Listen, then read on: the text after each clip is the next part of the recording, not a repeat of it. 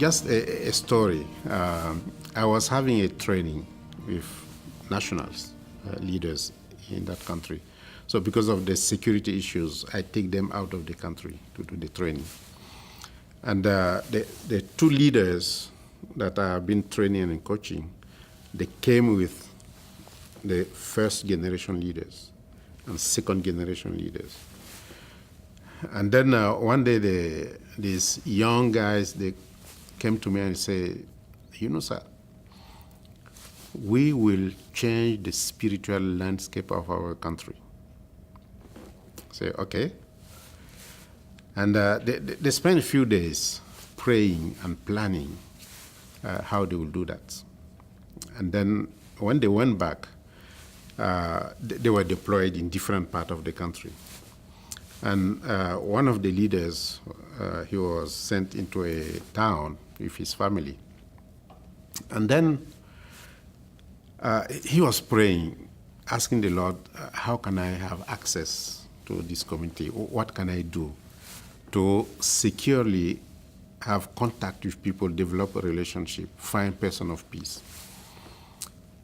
So for, several days, he will spend his time in his house, praying, reading his Bible. And then one day, someone came and knocked the door. And it was one of the leaders in the community, the person who called for prayer. Muslims pray 5 times a day.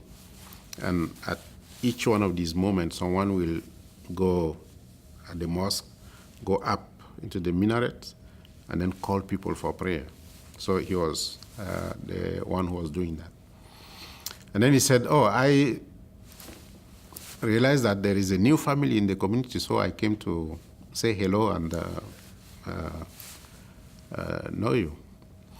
But when he arrived, the disciple maker was reading his Bible, and then he said, which book is that? And they say, well, it talks about the Word of God. So, and they say, can I borrow it to read?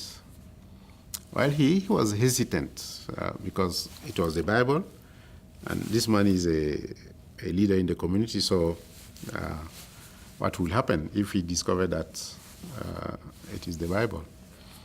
But he wanted it, so he insisted. So, he gave it to him.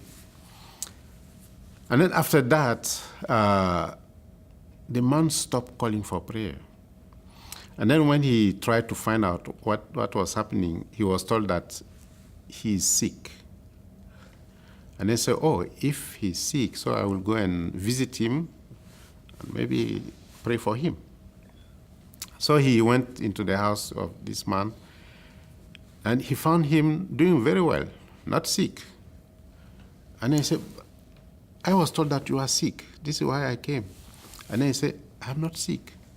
The book that you gave me, I started reading it, and I cannot stop. So the whole night I will read. And then by 4 or 5, I want to sleep. And it is the time to go for prayer, to call for prayer. And I want to sleep, so I don't go. And when the elders ask me, I told them that I'm not doing well. This is why I'm not going to call for prayer. And then our team members ask him, can we do it together? Can we read together? And he says, yes, because I'm reading things that I not understand, so I need help. So this is how they started a Discovery Bible study in the home of this man. And then he asked him to invite people that will be interested. So a group started, and today there is a church, not only in that town, but this man not only resigned from his responsibility of calling for prayer, but he is starting other group in other places. So he went in that community. He was trying to find out how to engage, how to have access, how to find a person of peace. And God brought the person of peace to him.